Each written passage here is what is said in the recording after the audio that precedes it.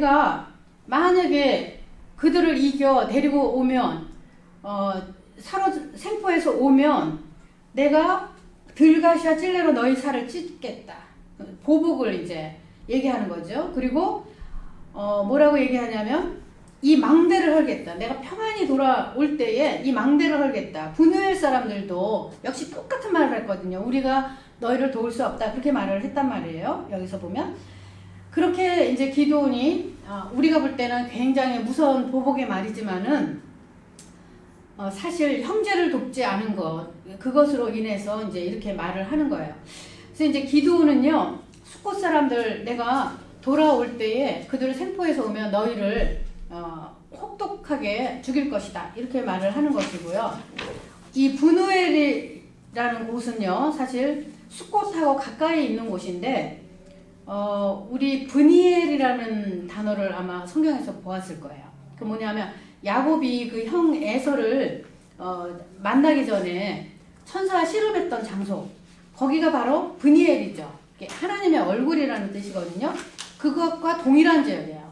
그 이름이 이제 브누엘이라고 이렇게 약간 좀 다르게 부르는 것 뿐입니다. 이 망대를 헐겠다는 건 뭐냐면 사람들이 망대에 올라가서 적이 오는 것을 공격해 오는 것도 볼 수 있고 그렇습니다. 그런데 이게 헐어버린다는 거는 이 성의 안정과 평안을 없애겠다는 거예요. 그러니까 한마디로 말하면 이 성을 내가 파괴할 것이다. 그렇게 말을 합니다. 10절부터 이제 보면은요. 결국은 이제 이 기드온의 말대로 이 세바와 살문나를 사로잡아서 이제 돌아오게 되죠. 그때 이제 이들이 도망갔던 곳이 갈골이라고 그러는데요. 이 갈골은 아라비아 사막의 한 지점이라고 그럽니다. 이 사람들이 아주 멀리 갔기 때문에 한 250km 이상이라고 그래요. 그 거리가. 그러니까 안전하다 이렇게 생각을 했는데 결국은 그 기드온과 300명의 힘으로 이제 다시 이게 정가를 올리게 된 거죠. 우리가요 성경에 보면은 신명기예요. 제가 언젠가 신명기는 생명의 책이기도 하고 저주의 책이기도 하다. 그렇게 말씀드렸잖아요. 예. 그 뭐냐면 신명기 28장에 보면은 쭉 읽어보면 하나님이 그 이스라엘을 축복하는 자를 축복하고 저주하는 자를 저주한다 그러셨어요. 뿐만 아니라 절대로 원수가 그들을 이길 수 없다. 그러니까 하나님의 백성은 원수가 이길 수 없을 만큼 하나님이 옆에서 항상 보호해 주시는 그런 존재라고 하는 것을 말씀하고 있어요. 그래서 이 기드온 같은 경우도 칼이나 뭐 무기나 이런 것으로 이긴 게 아니라 지난번에 보니까 항아리하고 횃불 가지고 이겼잖아요. 네.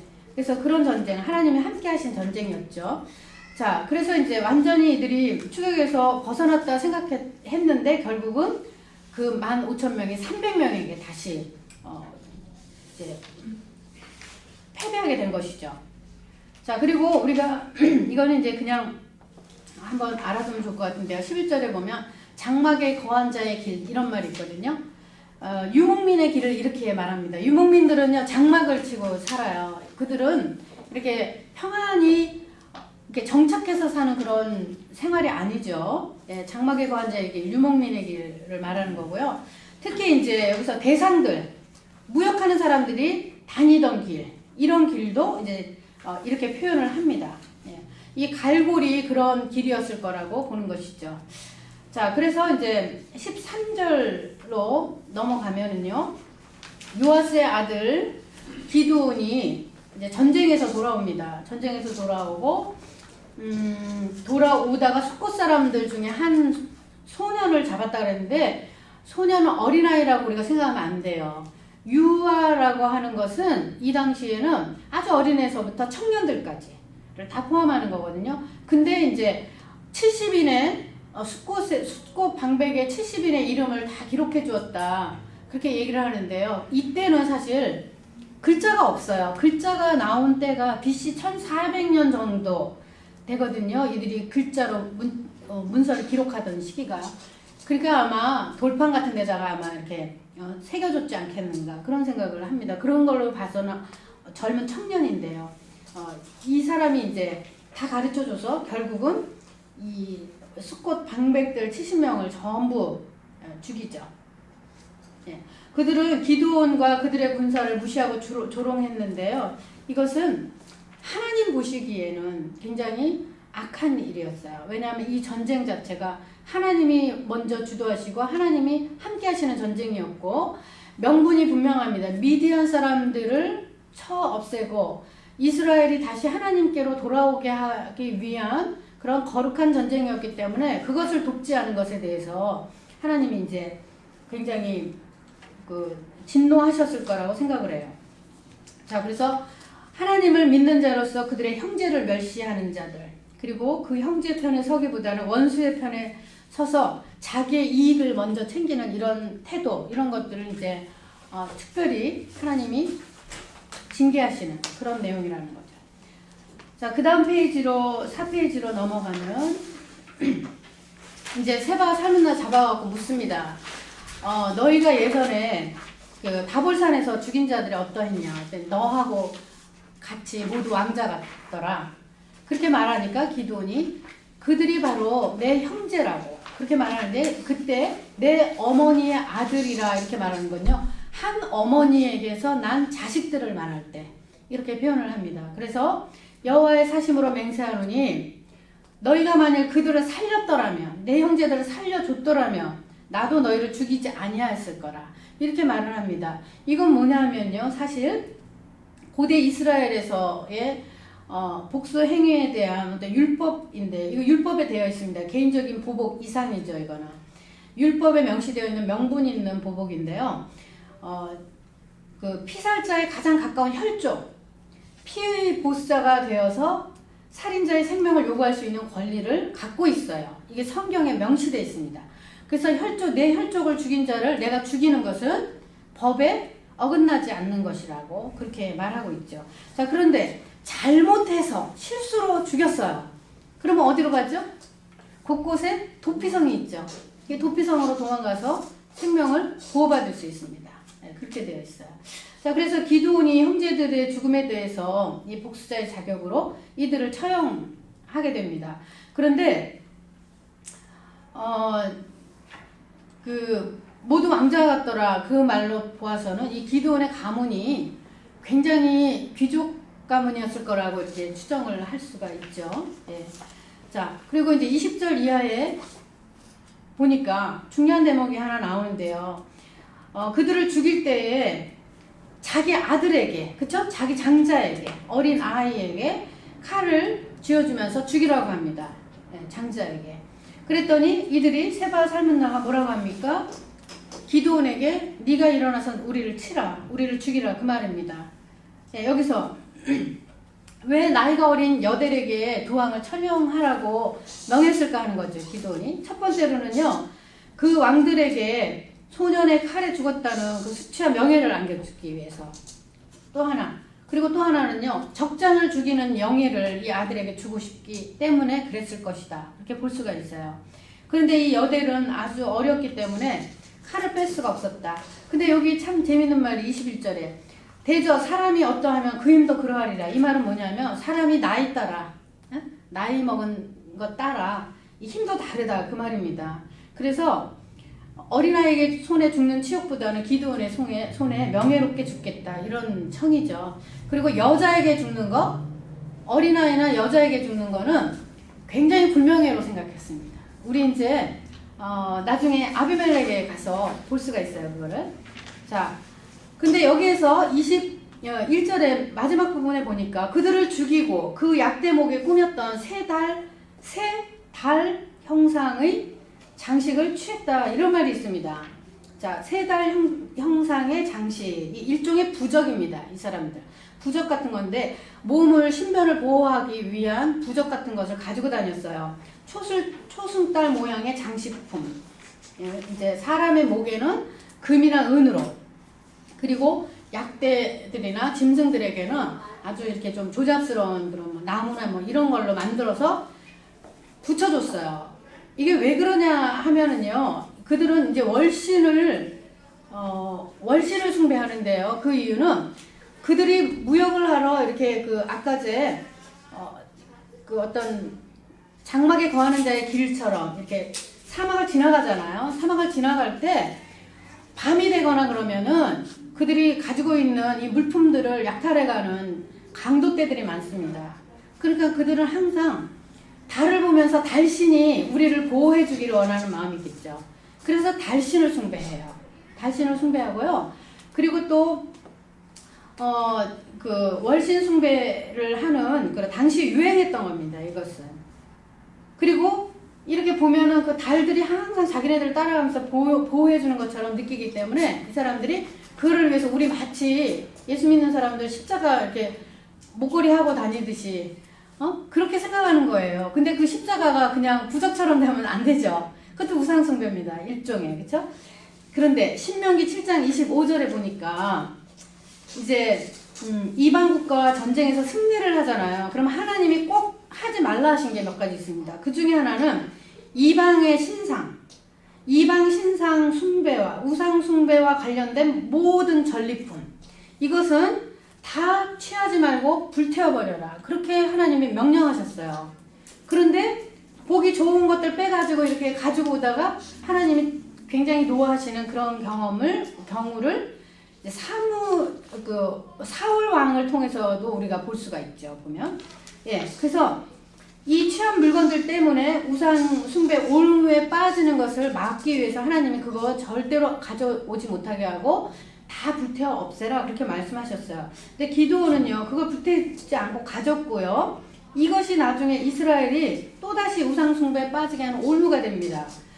기드온은 제가 볼 때는 우상 숭배하는 집안에서 혼합적인 종교를 취하고 있던 그 아버지 밑에서 자란 그것 때문에 아마 좀 말씀에 대해서 무지하지 않았겠나 그런 생각을 많이 하는 대목들이 이렇게 나와요. 보면은. 그래서 기드온은 여전히 자기 민족이 당하는 그 고통, 그것이 하나님을 배반하고 우상을 섬김으로 인해서 야기된 것이다. 그 원인을 알지 못하고 있는 것처럼 그렇게 보입니다. 자, 22절부터 보니까 22절부터니까 기드온이 이제 승리를 하고 나니까 백성들이 그럽니다. 기드온 당신이 왕이 되어서 그리고 당신의 집안에 왕이 대대로 세습하여서 우리를 좀 다스려달라 이렇게 말을 했죠. 그런데 기드온이 그렇게 말하죠. 내가 너희를 다스리지 않겠다. 그리고 나의 아들도 너희를 다스리지 아니할 것이라. 여호와께서 너희를 다스리실 것이다. 참 귀한 말씀인데요. 말씀하고 다르게 행하는 거 그건 불순종이에요. 그쵸? 뭐냐면은 나중에 보면 알겠지만 그의 아들의 이름이 아비멜렉인데요. 아비멜렉이라는 이름의 뜻이 뭐냐면 나의 아버지는 왕입니다 라는 뜻이에요. 그게. 네. 그러니까 나중에 기생에게서 난 어린 아들 태어났을 때 아비멜렉이라는 이름을 붙여줘요. 보면. 예. 그거에서 또 조금 이 사람이 잘 이게 말씀을 잘 모르거나 뭔가 좀 이상하다 이런 거를 좀 볼 수가 있는 것이죠. 예. 그래서 많은 설교자들은 그가 굉장히 겸손하게 왕의 자리를 내어놓은 것에 대해서 이렇게 칭찬을 하지만 또 한편 성서를 해석하는 사람들은요 그의 아들의 이름이라든가 그 외에 앞으로 나오는 그 내용을 보면은 왕은 되지 않았지만 비록 왕처럼 살고 싶어하는 그런 야심이 그에게 있지 않았겠는가 이렇게도 해석을 합니다. 예.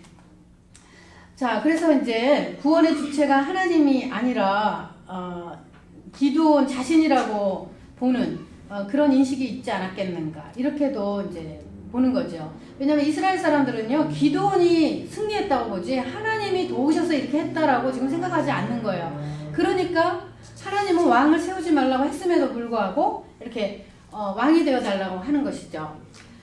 자, 이스라엘이 굉장히 영적으로 무지한 것을 우리가 좀 볼 수 있어요. 아마도 그 당시에 팔레스틴 국가들이 전부 왕정 체제니까 중앙 집권 체제니까 그들이 훨씬 강력해 보이고 그러니까 우리도 왕이 필요하다 이렇게 생각했을 수도 있죠.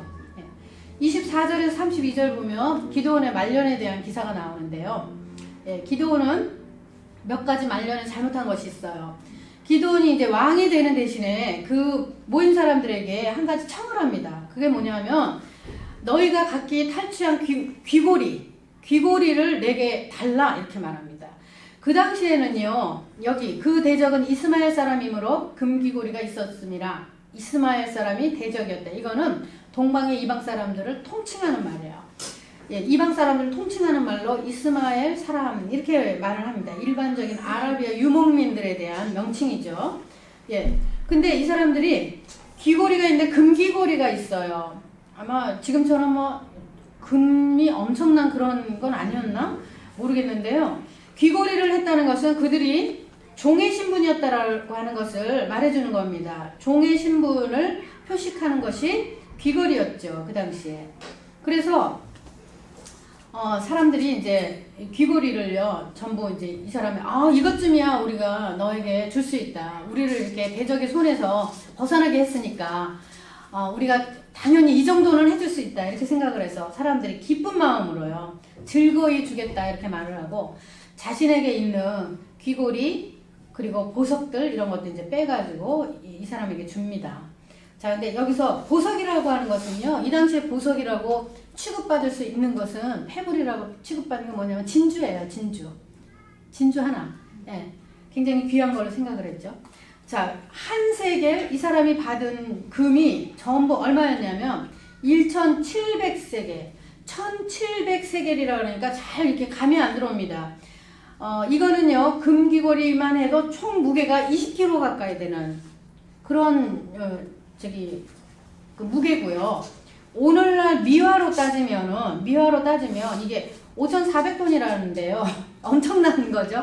미화로 따지면 7,500만 달러래요. 평생 몇 대로 먹고 살아도 남을 만큼의 돈인 거죠. 그런 가치인 거예요. 네. 엄청난 액수입니다. 사람들이 기쁜 마음으로 이거를 다 냈다 그 말이에요. 자, 그리고 그가 이제 미디안 왕들이 입었던 자색 의복, 뭐 약대목에 둘렀던 사슬 이런 것도 이제 다 준 거죠. 기쁜 마음으로 그들이 줬는데 여기 자색 옷이 많이 나오는데 자색 옷은 왕이 입는 옷이에요. 그렇죠? 부와 명예를 상징하는 왕이나 왕족이 입는 옷인데요. 이게 조개에서 채취된답니다. 조개에서 채취되는 옷감의 염색 용이래요. 이게 염료래요. 굉장히 구하기도 힘들고 고가품인데 이런 것들을 이제 그에게 다 줬다는 거예요. 사람들이 굉장히 감사의 마음을 전한 거죠, 일종의. 자, 그런데 기드온이 어떻게 했는가 27절에 보니까 그 금으로 에봇을 하나 만들었어요. 만들어서 자기 성읍 오브라에 두었어요. 온 이스라엘이 그것을 음란하게 위함으로 그것이 기드온과 그 집의 올무가 되니라. 굉장히 중요한 내용인데요. 뭐냐면 에봇은 대제사장의 옷이죠. 그거 알고 있죠? 근데 이 대제사장의 옷 에봇에 뭐를 두느냐 하면요, 우림과 둠빔을 넣는 주머니가 있어요. 우리 좀 알아두면 재밌고 이제 내용이 참 재밌습니다. 이게 성경에 보면은 제사장복에 우림과 둠빔을 두는 주머니가 있다 라고 얘기를 하는데요. 거기 하나님의 뜻을 묻는 신성한 제비뽑기 도구입니다, 이게. 근데 아직까지도 이것이 어떤 모양으로 되어 있는지 굉장히 많은 다양한 해석이 있어요. 이거에 대해서 어떤 증거물이 없는 것 같아요, 아직. 그래서 어떤 사람들은 뭐 검정색과 흰색의 돌일 것이다, 이제 이렇게 보기도 하고, 또 어떤 사람들은 무슨 조그만 종이 조각 같이 이렇게 내밀 수 있는 네모다란 빳빳한 뭐 어떤 물건일 것이다. X표, 서클 이렇게 해가지고 이렇게 집어넣고 다니는. 그래서 사람들이요, 제사장에게 와갖고 어떤 것을 물어봤을 때 X표냐 동그라미 표냐 이것을 제비뽑기 해가지고 하나님의 뜻을 묻는 그런 우림과 둠빔을 두었다고 하는 것이에요. 주머니에 부착하는 겁니다. 성경에 다 나와요, 출애굽기에 보면은. 네, 근데 기드온은요, 이 제사장 복장인 에봇을 도대체 왜 만들었을까 하는 거예요. 이것을 왜 금으로 만들었을까? 자, 자신의 집에 두었거든요. 이런 행위는 여러 가지로 해석을 해볼 수가 있습니다. 이스라엘 백성들은 단일화된 한 곳에서 예배할 수 있는 예배법이 있어요. 예배법. 한 곳에서만. 제사장들이 있고 하나님의 법궤가 있는 그곳에서만 제사를 드릴 수가 있습니다. 예배할 수 있는 거죠. 그게 그 당시에는 실로에 있었어요. 이 실로라고 하는 것은 이 오브라보다는 그들이 머물고 있는 오브라보다 훨씬 남쪽에 있습니다. 그런데 이제 북쪽에 있는 사람들이 여기까지 실로까지 가서 예배 드리려면 굉장히 힘들죠. 그러니까 예배 성소를 단일화되어 있는 법으로 규정되어 있는 예배 성소를 벗어나서 오브라에 있는 자기의 집에 금 에봇을 놔두고 있으니까 사람들이 어떻게 하겠습니까? 그곳에 마치 하나님이 계신 것처럼 생각하고 다들 와서 거기에서 예배를 드리고 제사의식을 행하는데 마치 그것을 우상의 어떤 형상을 취하듯이 그것을 보듯이 그 사람들이 우상을 섬기는 것 같은 마음으로 예배했다는 거야. 그래서 그 표현을 그들이 음란하게 위했다. 금 에봇을 음란하게 위했다 하는 것이죠. 그것이 기드온과 그 집의 올무가 되었다는 것입니다. 이거는 중앙성소법, 합법적인 성소에서만 예배할 수 있는 그 하나님의 명령을 어긴 행위고요. 그리고 이것이 그가 하나님의 말씀에 굉장히